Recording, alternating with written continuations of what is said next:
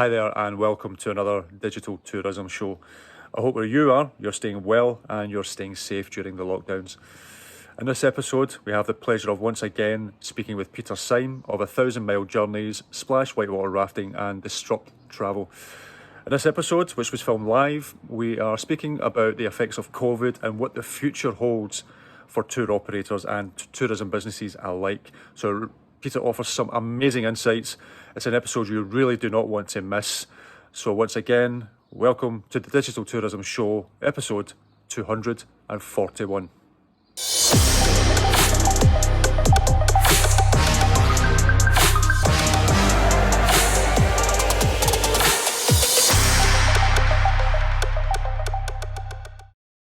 How are we?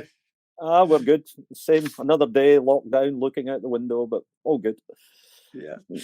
So if anyone's been to a travel massive before, they'll know who Peter is. But for those who don't know, Peter Syme of 1,000 Mile Journeys and obviously Disrupt Travel, Splash Whitewater Rafting. Anyone who knows Peter is a very outspoken but a vastly experienced veteran when it comes to tour operators. He's a business advisor. So Peter, can't thank you enough for joining us online. I know you're a man in demand. So. But I'd like to be in more demand than I am at the moment. I'd like to be actually delivering some of the stuff we should be rather than the stuff we are at the moment. I can imagine. So for those two or three who may be watching who don't know who you are, and do you want to just give a brief overview about yourself and what you do in the industry? Sure. Fundamentally, I'm a tour operator of inbound tours into Scotland, still some into Morocco. Used to have a tour operator in Spain. And I have an outbound tour operator that goes to various challenging places around the world to do long expeditions, anywhere between 4 and 12 weeks. Obviously, that was pre-COVID, not so much during COVID, or not at all during COVID. Out with tour operating, I do strategic advising to tour operators and expedition operators around the world, and also speak at various travel conferences around the world. Yes, and if anyone's ever been to Arrival or any of these other events and heard Peter speak, he knows his stuff. He's been there. It's probably nothing. If it's not been tried and tested, it doesn't exist. I think Peter, you've pretty much tried and tested everything that's out there. So I hadn't tried COVID. This is a new one to me. I've had a few disasters. But if you're in travel, you have disasters. I didn't have a complete shutdown of the travel industry before. That's new. That certainly is new. So on that, you've been a bit like myself, where you've opened up amazingly opened up your diary to speak to countless tour operators all over the world, and offering your advice and your help during the COVID crisis. So and I know some people watching this and listening to this will have a general idea of how bad things are, but from your perspective, from speaking to other operators, etc., how bad really is some of these businesses and the industry as a whole at the moment? I've been lucky enough over the last 6-7 weeks to speak to a range from the industry, and the range that I've spoke to sort of represents the industry. About 80% were small businesses from about 60 odd countries. So when I say small businesses, tour operators who are themselves or employing a couple of people up to 5 people, probably turning over under 250k. I've spoke to a range of tour operators who are in that kind of middle sector, who have multiple destinations, a lot of staff, some monthly bills that they can't get rid of, so really exposed during this time. I've also spoke to quite a few of the really large tour operators, who are turning over 50, 60, 70 million and more, and as well as having quite a few chats with the technology companies that are in the space that support all of us, because we don't exist without the technology being in there as well. So I've had a broad feedback from the whole industry, both day tour operators and multi-day, because people tend to forget about multi-day, but it is a major part of our industry. And it's all bad. There is no easy way of saying it. It is all a complete and utter disaster. No one is doing well at the moment. No one is even doing slightly well. There is still some bookings happening. Some people are managing to do bookings, not to deliver today, but bookings forward for the back end of the year for 2021. But we're talking single figure percentage, 1-2%, and someone who's used to getting 50 bookings a day are maybe getting one booking every 3 days. It is a disaster in every sector of the travel industry, no matter how big or how small you are. It's a disaster for everybody. No one's ever seen anything that shut down travel globally before. We've seen things that shut down travel. Chris, before the previous presentation from Chris, mentioned the Icelandic ice cloud. I was trapped in Morocco when that happened, so I can remember that vividly. We had the 2008 financial crash. We had the 2001 terrorism switch-off and all the wars after that. Nepal had a whole closed season in 2015. So there's always disasters in travel. So businesses need to be resilient and need to think about disasters and have a plan. But no one had a plan. No one had a plan for the whole travel world just closing down. Certainly didn't. And I've spoken about this a few times before, and I know I mentioned to yourself is the only other thing that would be parable to this is if there was a world war going on that would shut down the whole industry. This is what people need to realise. This is how bad things are at the moment. Everything from the guy who makes mega bucks in the corporate companies all the way through down to the guy who sells hot dogs in the corner stand in New York. Every single person is affected by this. And you're going to start to see some big businesses start to shut down. I know here in the UK, you've got a lot of the retail starting to shut down, like Debenhams and all these other places going into administration. That's just going to have a snowball effect into other businesses and other sectors. So it's a hard time for everyone at the moment. But as we're going to hopefully talk about today, there are opportunities out there as well in terms of we can look forward to. So again, this chat was to provide some insights and to help the viewers and the listeners watching this. And how some businesses can try to pivot their business in terms of creating new opportunities from this disaster. So what's your take on the steps that they must take now to survive? Now, do you see some businesses completely changing the types of products and the tours that they have and the types of things that they offer? Or what would you say is the things that businesses have to sort of be looking at? Well, the first thing is the obvious one. And although this is obvious, I'm still speaking to businesses who haven't done this enough. And this is something that should have been done 5 weeks ago. You have to cut your costs to the bone, right? You just have to. This is the level of disaster that you have to get your costs back to the minimum cost you can spend on a monthly basis, because that will give you a longer runway of survivability. And I've spoke to many businesses who have a bit of reserves, and they've made a decision that they're going to keep spending at X for X number of months. They shouldn't. They should be cutting that cost to give them more months if this goes on longer than what we're hoping. Because when you're in these situations, you have to plan for the worst scenario and hope for the best. But you can't plan for the best scenario. And people were planning for opening again in June and July. And it's just not going to happen at any scale. Even the back end of this year, if anybody gets any trade at all this year, they've done well. But you can't plan for that. You have to plan for the worst scenario. So the number one thing is get your costs back to the minimum you can operate to keep the business alive, and just so you can survive for the longest runway. Because the runway for this could be very long indeed. And depending on the type of operator you are, the runway will be longer for some than others. Those that are exposed to long-haul international travel, that's going to be a longer runway than those that can get local business. So the first thing is cost. Get them paid back to the minimum. The next thing is you've got to understand timelines. And for some operators, the timelines are very simple. If you're a UK operator operating in the UK and your customers are UK customers, your timeline's the same.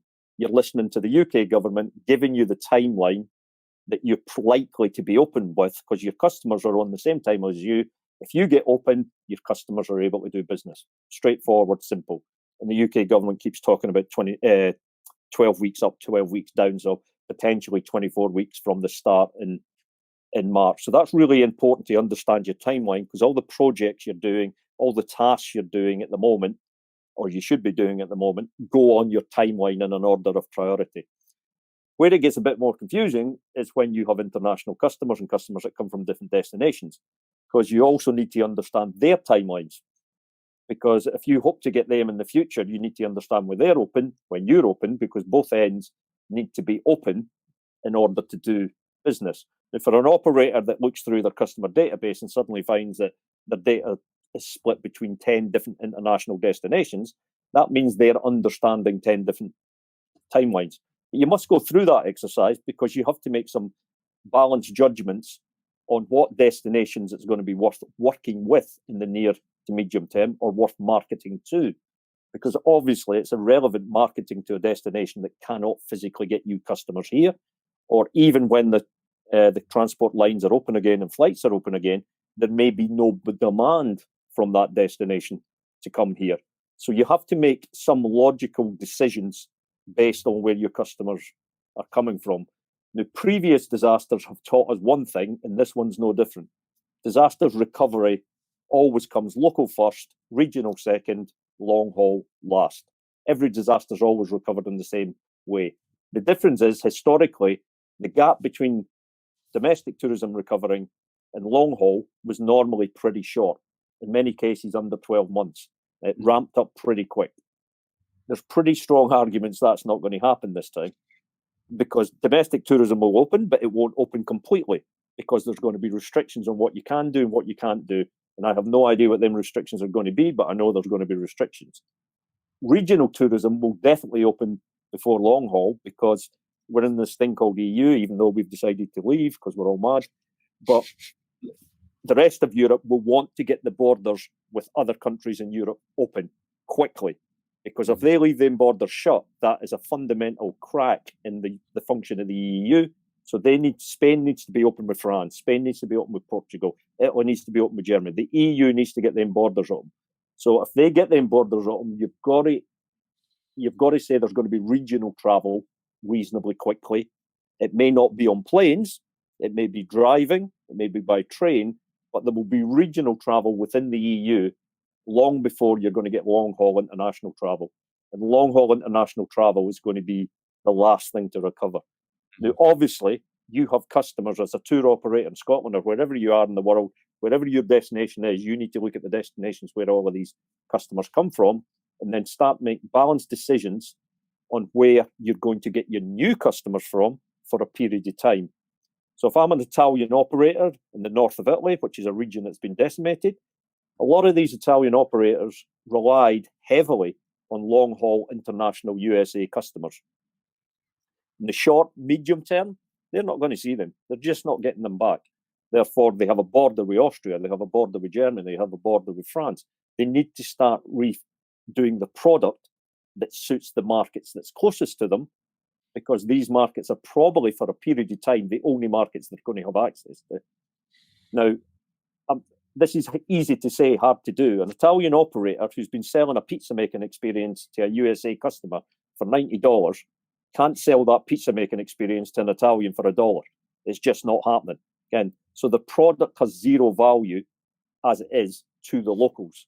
Therefore, it's a product change if you target in local. May not be as much a product change if you're targeting German or French or Austrian, but it will still be a change. There's probably a pricing change. And then finally, there's a marketing change, because you have to reach the market and change it, all that. Those three things, for some operators, are incredibly difficult and should not be underestimated.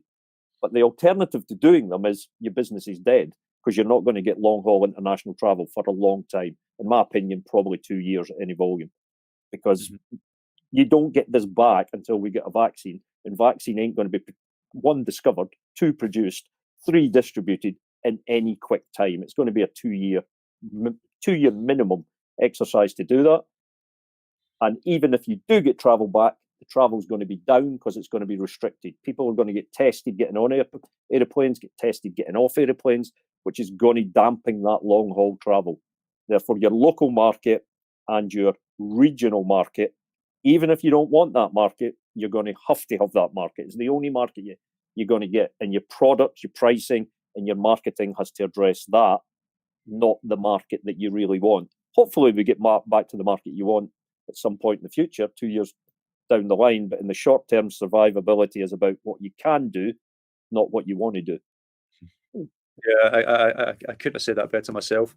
No, I've been like you yourself, where I've been opening up my diary to various operators, and I've been speaking to them, basically saying, no, at least 12 months. And I agree with you. I think it could be a little bit longer than that in terms of before international travel really picks up. So they're going to have to start thinking about what are they going to do in their business to capture the local market, to pivot their business. And the problems that I'm seeing at the moment is a lot of operators are trying to shoehorn in their current product range for a local market, and it's like, no, if you're running a bus tour around your city, if you have to become a food tour provider or something else, it's going to be more for local based or more an outdoor activity, which I think is going to be obviously huge coming up, outdoor activities and things like that at a local level. They're going to have to pivot their business drastically. I've heard of some businesses or some people saying they're just going to park the business and go and do something else, work in a call centre or something like that. And if that's what they'd want to do, that's fine. Personally, if it was me, I would still want to work in the actual industry and do something different. Even if it wasn't my passion, I would still want to be in that industry. I know that's just me. But what would you say to businesses who are finding it hard to pivot at the moment and finding it hard to change their product range, or maybe just too stubborn to do so? What would your advice be for them? It isn't. If they're too stubborn to do so, well, they're out of business. It's as simple as that. And you're either in business or you're not. You have to have that desire, want, and this time you have to be able to fight for a long period of time to stay in business. This is a fight, and if you're not up for the fight, go and do something else. And it's not going to be easy to do something else either in a lot of sectors. But there is work in the sectors elsewhere that are doing okay. So if you want to stay in it, again, I come back to you have to do what you have to do, not what you want to do. Therefore, you have to change your product. It's easy to say, it's hard to do. Changing a product, actually, I think, is not that difficult. Changing the marketing for your product when you've built your history delivering something else is incredibly difficult. In some cases, it's changing the language, changing the reach, and how do you get to these French customers if you've never dealt with French customers before, and they're on your border. Therefore, this is incredibly difficult stuff for people to do product and marketing. However, there's one or two things that may be able to help you.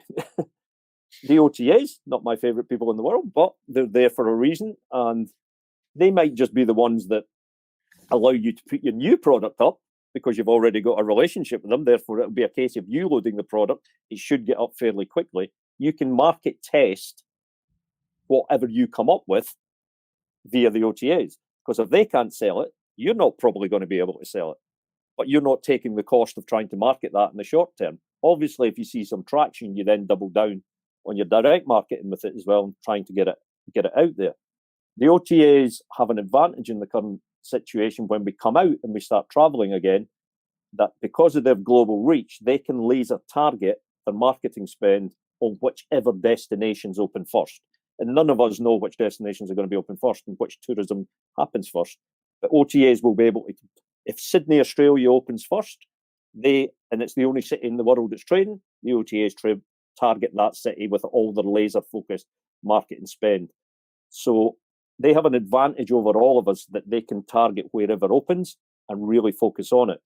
So they could be your friend from testing product if you've never done it before, and obviously they target to all the different nationalities in the language that they want. Partnering with other businesses. You may see your local businesses as competition. And I said this 6-7 weeks ago when this thing started, we didn't realize how big it was going to be. I said, you really need to start speaking to your competition now, because you want to cut your back end costs jointly. So if you're all using a hired bus each, let's use one hired bus between the three of us and cut the cost between the... We've gone way past that now. That was 6-7 weeks now. Maybe now is the time to actually merge with 2 or 3 of your local competitors, because 3 brains are better than 1, and come up with some new products, or one of them is a slightly different product that does work. Your product doesn't work, but you've got resources that guy hasn't got. So this is a time for really thinking about what you need to do, not what you want to do.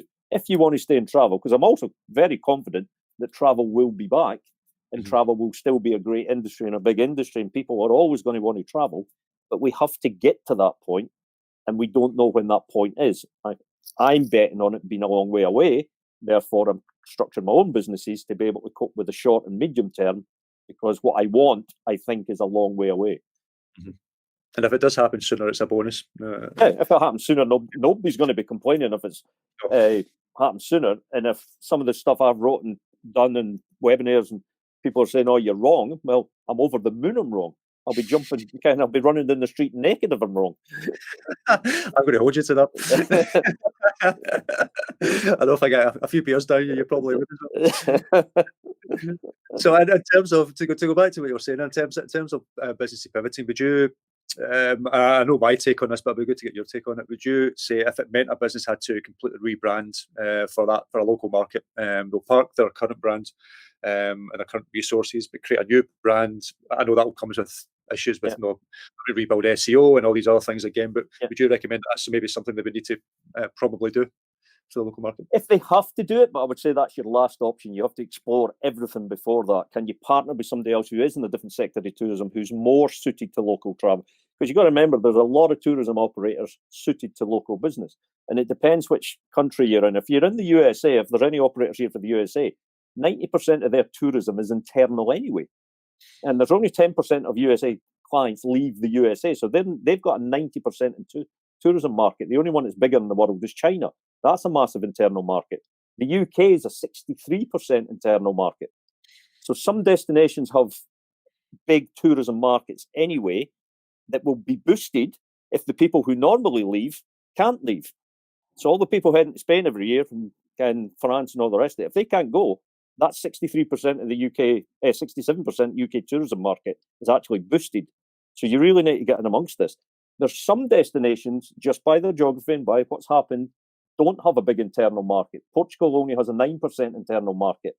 Spain's only got an 18% internal market. So southern European states like Greece, Italy, Spain, Portugal, they really need this regional travel. They can sort of survive without long haul, but they really need regional travel opening up. They need the UK people to be able to go there. They need the French coming down. They need the Scandinavians coming down to these southern European countries, because they don't have much of an internal market. So in their case, it's not just changing the product.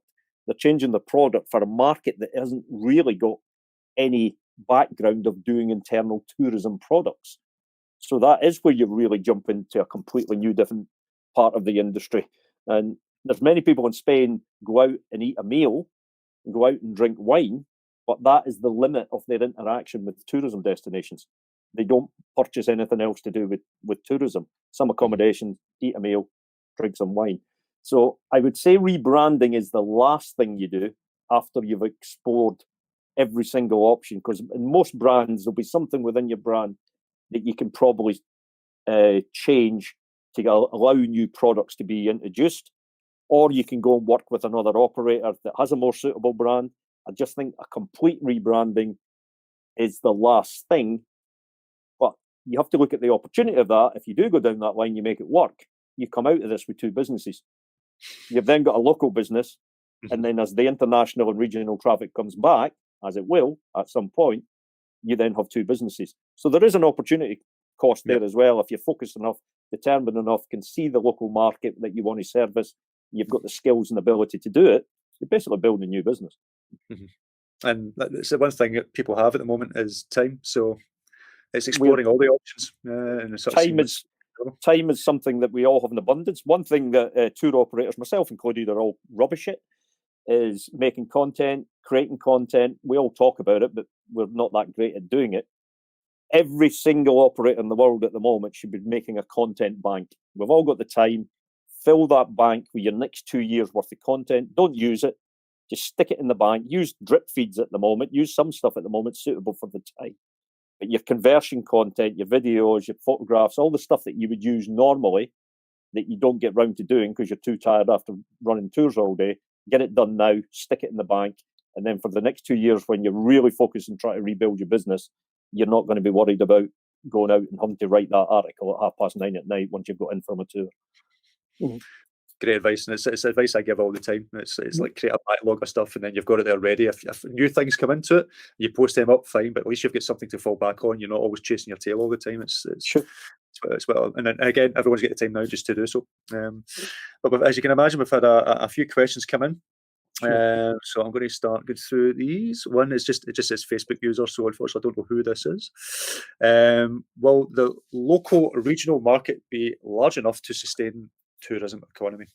Again, I suppose that'll be dependent on the destination. That depends on the destination. If you're in the UK, 67% is definitely, and you're going to have the extra people on top of it because there is a culture of doing that. But like I say, if you're in Portugal, the fact that the Portuguese are staying at home in Portugal, but they haven't got a tradition of using their own tourism products. So it really does depend on destination.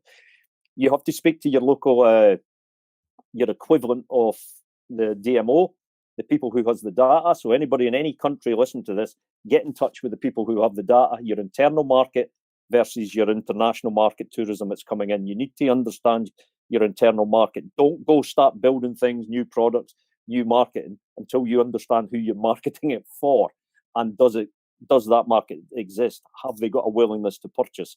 So you need to get that data from each. If anybody wants to message me after this, I have a global set of data that allows you just numbers. You need to be comfortable with spreadsheets, but it lets you know the size of internal markets purely in numbers. How many £1 million are spent in the internal market rather than internal tourism coming in. So first of all, understand, do you have a market? How big's the market? Where is it?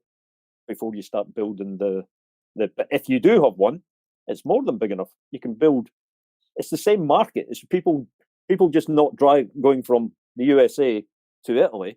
They're suddenly staying in the USA, but they're going to spend some money in the USA. They may not spend as much as obviously the flight and the accommodation. They may not spend as much, but they are still going to spend money in the USA.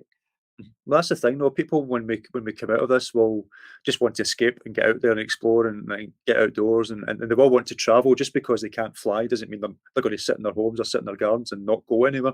They'll do it in their own destinations or the surrounding destinations. So people will want to travel. It's just human nature to do so. Just to get out from the same four walls you're going to be stuck in for months on end. So I don't see why the local markets can't increase it a lot more in the coming months. So we've got a question from Anne Daly. Do you think the local product has to be an experience rather than a tour, as people driving are more likely to find themselves rather than pay a guide? So more experiences rather than tours. How do you see that? Good question. And yes is the answer. If you're pivoting or changing to the local, you have to put yourself in the shoes of the local. Now, I'm in Scotland. Chris is in Scotland, so I'll use Scotland as an example. And I'll use one of my operations as an example. People pay us to do experiences because we take them down rivers or canyons, and they can't really do it themselves. So people will pay for that experience. But is it a local Scots guy going to get on a bus and drive around the sites of Scotland as a tour? The chances are no, because one, he can do it in his car himself, and two, he's probably already done it and knows all the sites and the history and stuff like that. So selling a tour using a lot of the cultural and history of your destination to your local customers is an exceedingly hard ask. But selling a experience where you're doing something that the individual can't do on their own is a bit easier. So this comes back down to product market fit. When you're designing, if you are pivoting, if you are changing, if you are trying to do something new, you need to understand your market and you need to understand what you're trying to do with them. And like I said, don't try and sell that pizza making class to an Italian for $1 because he ain't buying it. And again, and a Scotsman's not buying a tour around Loch Ness, Ben Nevis, and Stirling Castle on a bus either. So you really need to get the right product match in the market. And that's where a lot of thought and innovation needs to go in. I'm also convinced we're going to see lots of new nice products come out of this, because again, bad times force people to do stuff they probably wouldn't have done before. So I'm expecting to see lots of new experiences and new products come out of this that will actually last the long term and actually have a great long term future and make people good businesses. For sure, I can't agree more. We've got a number of other questions. I'm just going to bring these up as well. So I think I'm going to be busy, Pierre. We've got here, what we've got. Salvatore, any recommendations on how to make some money in order to survive these months we're in lockdown? I think we have to reinvent the industry with digital products, experiences. So what's your take on things like virtual tours and digital products? Do you think, is that something we should be focusing on just now? Is it just taking people's time away from other aspects? I have conflicting views on this, and I would love to be proved wrong on the second bit I'm going to say here. But the first bit is, if you're producing digital virtual product, what are you doing? What are you doing? You're producing content. So that stuff you hated doing before, you're now doing it, right? So you're producing content. So that's a tick. That's a positive. Use that content now to try and drive whatever you're trying to drive, whether it's selling an experience or selling a voucher or just engaging with your past customers. So producing content is good. Just make sure you can reuse that content. If it's totally for this time and minute, it's probably in a style that's not reusable in 18 months' time. So think about that when you're producing it. So tick content. What is that content doing? It's developing a deeper relationship with your customer. Now, the only thing a tour operator has that is strategic value, which I repeat time and time again, the only thing you have is strategic value is your relationship with your customer. Everything else can be better, more money spent on it, you buy better technology. Somebody can beat you in everything apart from your relationship with your customer and how deep you make that. So you're producing content and you're deepening your relationship with the customer. Two things that I'm always ranting on about. So I think this is great. When it comes, and it's also a new marketing channel. What we're actually doing collectively without any coordination is there's currently tens of thousands of operators creating virtual experiences. Therefore, that is a new marketing channel. Somebody will come along and aggregate all that and make some business out of it. Somehow, I'm sure it's a new marketing channel. So we're creating content, we're deepening the relationships, and we've created a new direct marketing channel. Three things that are brilliant. My negative on it is, does it make any money? If the money is to be paid for the digital product, not money down the line when you get a customer because you've deepened the relationship and entertained them, it definitely makes money further down the line. But does it make money at this time to help you stay in business? I'm waiting for the data to come from many companies who are trying it and hopefully prove me wrong. I know people are selling, they're getting $10, $15, doing so many sales a day. So that's great. But I have a feeling a lot of these sales are sympathy sales. What's a sympathy sale? That's past customers who are feeling a bit sorry for the tour operator they've had a great experience with last year.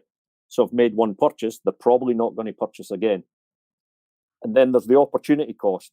This stuff isn't easy to do well.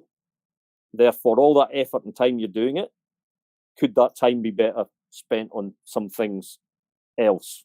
Mm-hmm. Therefore, it comes down to what is your real desperate need. Do you desperately need cash that much to just survive, that every $15 is going to make a difference or pay your guide $15? Or if it's that desperate for cash, are you better actually hibernating the business or hibernating what you do, or if your guide not doing it and going and getting a job, tend to just hibernate the time out? So it is, I want to be proved wrong on this because I think it'll be fantastic if we have created a new revenue channel. But all industry sectors, when they produce a digital product, the price of that digital product eventually erodes to zero. That's just the rules of digitalization in the digital era. Whatever it starts at, it gets eroded and it goes to zero. People normally have that model where you get a massive reach by your digital products and digital services, but you make the money doing something else. But that comes back to it being a new channel, comes back to it being a great marketing resource, but the money comes much later down the line. I just don't see the money coming at the point of purchase in sufficient quantities to keep businesses going, businesses alive. I hope I'm wrong. I'm wrong all the time, so I'll probably end up wrong on this as well. One or two companies may find out they're actually better at this stuff than they are at running tours. So you might get one or two companies who end up doing fantastically well at it. But is the industry going to do fantastic well at it? Not. Are we as good as Netflix, Amazon for $9 a month? No, we're not. Mm-hmm. That's an interesting take. No, I suppose a similar thing could have been said about something like audio tours or something like that. But I think I agree with you. I think for most businesses, it's just putting a elastoplast on the current situation. It's something maybe nice to do for your current customers to keep them engaged, but to make money from it. But maybe one, as you say, one or two companies might do really well out of this, and it's going to be a new niche market for them. But it is only going to be one or two companies. It'll be them will be specialised in that. People will know that company because it's a virtual tour. For everyone doing it, and as you say, I put out so much free content. I know you do a lot of free webinars and everything else. People start to expect this sort of stuff for free eventually. So and it's more of a lead-in tool into other things and that sort of stuff. So it's a hard one. It really is a hard one. But I do think there'll be a group of operators who do it pretty well. They don't make money from it, but they do it pretty well, and they keep it in their marketing mix going forward because they realise the value of it from getting engaged customers and deepening that engagement, realise the value from the reach, and realise the value as a marketing channel. So I don't think it will go away. I think it will grow and it will become yet another part of your marketing mix in your business once we're up and trading again. So I think it's here to stay, and I think it's got loads of positives. The positive to me is just I'm not going to make enough money to pay my bills out of that. It may help me convert more customers for the stuff that does pay my bills, though. Yeah. Well, I've got, before we finish, if you don't mind, I've got 3 more questions, and then we'll wrap it up there. 2 of them are from LinkedIn, which unfortunately I can't put on screen. That part hasn't worked with the software yet. One of them is from Pierre Cruf, and he's asked, how do you find the support from the government in the UK coming across? Is it helpful, or do you feel let down at the moment for the travel industry?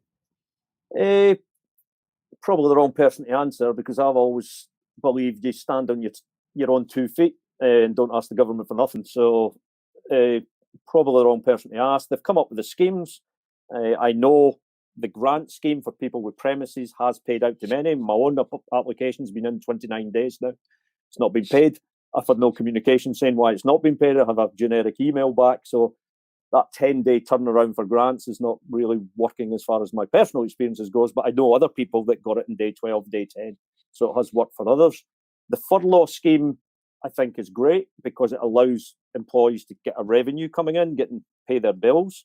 The bit I find a bit strange about it is this ban that people shouldn't be working when they're on furlough. So the government is basically paying people to destroy the productivity of the economy, which not everybody who's on furlough can work. Obviously, if you're a chef, it's difficult to work if you're on furlough. But people who work in the digital, and many of the people who work for tour operators on furlough can be worked. So I find that non-working when you're on furlough just idiotic, and that just tells me there's nobody in government that understands economies and how to build it. We've got an issue with productivity in this country anyway, and they're just enhancing it by telling everybody to sit up with a drink wine and put their feet up. So I don't understand that bit. The loan package is obviously, by the numbers that's coming in, it's huge, available cash, but is it really available because people are really struggling to access the loans because the banks are applying really awkward processes to get to it? If the money is there and you want to borrow, I just question tour operators can you work with that finance or debt you're taking on if your business is at 50% of the volume you had before? So it may be a lot of the reason, as well as the bank's been awkward to get to the money. There may not be the demand the government thinks there will be for debt, because a lot of business owners will be doing the runway cash flow projection. And if this is what my future businesses looks like, I can't afford to take that debt because I'm not going to be able to pay it. Therefore, I do think they made an effort. I just don't think they have enough people in government who have run businesses to actually do stuff that makes a difference. I mean, the biggest thing that could make a difference is all them hundreds, millions of people on furlough. Millions of them could be doing productive work. And it just seems crazy to not let them do any work. Oh, I agree. And no, I've been lucky enough. I've not had to furlough any of my staff or anything like that yet. Again, all this could change weeks and months down the line. No one has a crystal ball, but so far so good. So I can't complain with that. I'm not having to do it. But that's from a business owner's point of view. Say and obviously we help market lots of tour operators. So say, for example, we lose half of our customer base, but we've still got half of them who need to be serviced. But if I don't make enough money because I'm losing half of those customers to service the ones who are still with us, and I have to put my staff on furlough, I'm basically going to lose all my customers because they're not allowed to work. So it's idiotic. It just makes no sense. You've also got the calculation that the businesses who have had to furlough, and I'm in that situation, no work's getting done. Therefore, when we restart, we really are starting again from base. There's no work in the pipeline. Therefore, the government thinks all these people on furlough are coming back to jobs. They're living in cloud cuckoo land, because a lot of companies are going to axe a lot of the people who are on furlough as we go back to business, because the business is suddenly zero or a tiny percent of what it was. So Agreed. If you've got 30 employees that you put on furlough, you're probably only going to need 5 or 6 back, because you're starting from the base. You're not starting from where you left off. If you were a $10 million operator, you're not anymore. You're starting from zero again. Therefore, you don't need 30 staff. So all the government's done is destroy productivity by that and delay the unemployment numbers going up. I can't agree with you more, honestly. It's just crazy. I've got two more questions. Second last one It was from LinkedIn as well. Would you, and I can help answer this as well at some point, but would you recommend targeting things like Facebook ads for locals? And on the caveat, just adding to that, what do you think about people who are still running things like Google ads at the moment as well? Well, if you're doing paid marketing at the moment, you obviously have cash in the business. So if you have cash in the business and you've done your runway and you've cut your costs, I would still be doing a little bit of paid marketing if I had enough cash to do it, which I haven't. But for the operators who haven't got cash, paid marketing, you should still be marketing, but you shouldn't be paying to market. Even though we know at the moment Facebook ads get fantastic value, Google ads are fantastic value, but you physically can't get anybody booking at the moment. And those, particularly PPC ads, are for conversion. They're not there for inspiration, they're there for conversion. Facebook ads slightly different. They can act as inspiration and conversion. But Google PPC, it's a converting tool. You can't convert at the moment because you can't operate. Therefore, I wouldn't be doing paid ads. For targeting locals coming out of this, both of them are exceedingly useful. Both have the tools within the back ends of them to target exactly the locals you need. You've got to mind, a local's not a local coming out of this. If you are deciding you're going after the local market, there are two local markets coming out after this. There's the ones economically able to do stuff, and there's the ones uneconomically able to do stuff because they've been laid off, lost their jobs, didn't do well at the government's mad schemes. So who is the ones that can come and do your tours, your experiences? Well, anybody working in the health service, thanks to them all, my wife included, they're doing pretty well because they're working 6 days a week and working all hours. Anybody supplying devices or kit to the health service, they're doing well. Anybody in food manufacturing and food retail, they're doing well. So every operator should have a spreadsheet with a list of industries that they don't want to target and a list of industries that they do want to target. Because everybody who's got the money to do what we do tend to be working or retired, but they tend to be working. And you want them working in the industries that have done okay on the back of this, because then your marketing spend will be better targeted and the conversion will do well. Because if I spend time marketing to hotel staff or pub staff like I used to, because their companies often paid for them to do the stuff I do, I'm probably going to get no return on that because they're going to be every pound, every dollar's a prisoner when they're on the recovery. Therefore, I'm probably wasting my time marketing to them. But am I wasting my time marketing to people in the health service or the police or food manufacturer or the supermarkets? No, I don't think I am. They've been cooped up. They've been working really hard. They've got some money in the bank because they've not been able to spend it. Therefore, they'll be looking for things to do when they come out of this. So marketing is going to have to become more laser targeted than what it already was. But the two best products for doing that are Facebook ads and Google PPC. Yeah, for sure. And I'll add on to that. Like what we're advising some customers now, again, only if they can afford it, if you are able to spend even something as little as £5 or something a day on Facebook ads, is to keep your brand awareness up. And that's purely what it is. It's purely for brand awareness, not for selling at all. Google ads, we're pretty much telling people there's no point at this moment. But when we come out of this, and just by default, people will be searching for more local-based activities just because that's the only thing they can do. So, so by default, that's the search terms that people should be optimizing for when they can do things like Google ads, etc. further down the line. So, so we got a question from Kathy. And then we do have one more, and that will be the last because it's quite the last question is going to be quite an interesting one. But we've got one from Kathy. What are your top tips for appealing to the local Scottish market? Basically, I think she's saying that she has been helping out another company, mostly with itineraries for Americans, many first-time visitors. She'd love to make this service more attractive to the British Scottish people, but doesn't know that market very well. So how would you think for someone who's maybe more geared towards the Americans and international market, how they can sort of switch their content and switch their itineraries around for? But the product as it is, targeting Americans is not, I mean, I could be wrong again, but it's normally not going to be the right product for a UK market because it'll be very culture, history focused and at a price point that the locals are not going to pay. And you've also got to understand what is your local market. So I'll give you an example. Pre-COVID, my local market of 30 miles around my Scottish business didn't do business with us.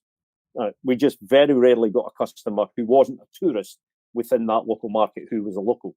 Once we got over 30 miles away, out to 150 miles away, we had a sweet spot between 30 and 150 miles, which took in Glasgow, Edinburgh, Dundee, up to Aberdeen. And then we would get people coming in who were local. So we understood that sweet spot of our local market.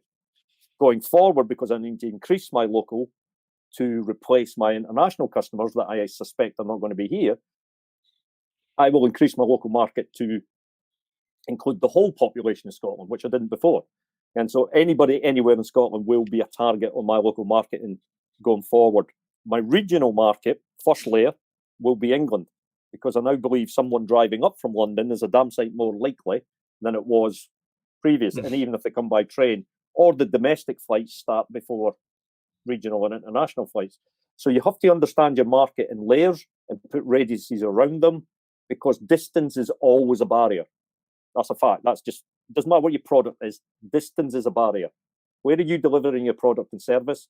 And then distance becomes a barrier to that person getting to it.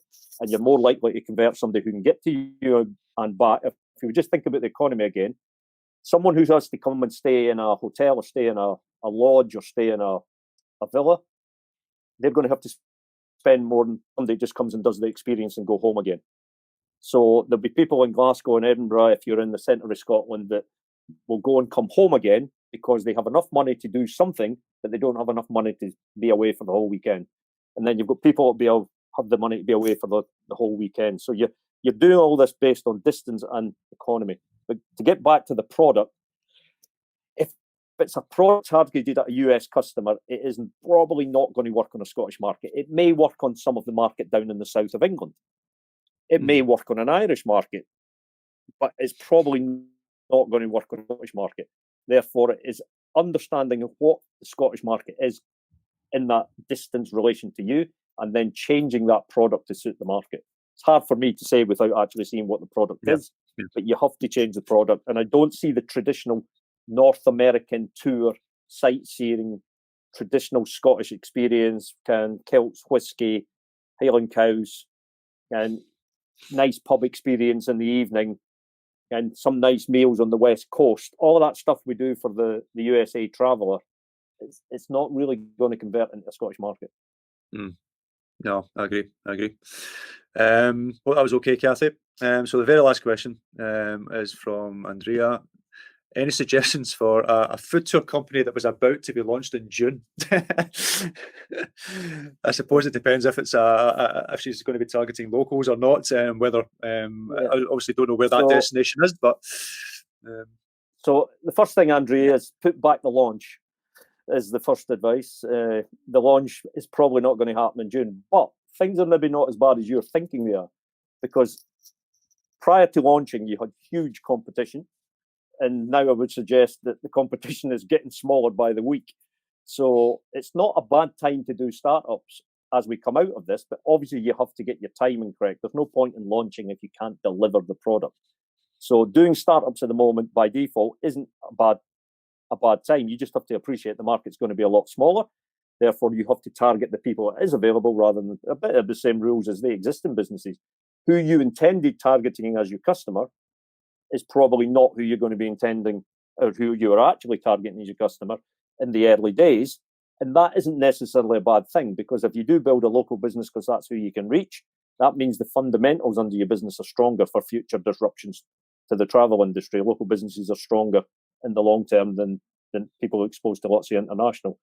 So I still think it's a good time to launch new businesses in this sector. I think it's a good time if you can be different from what's there. If it's just another food tour company in a city or a destination that's already got 20 or 30, and in some cities I've looked at, like some of the Italian cities, it's like you can't count how many food operators they are there.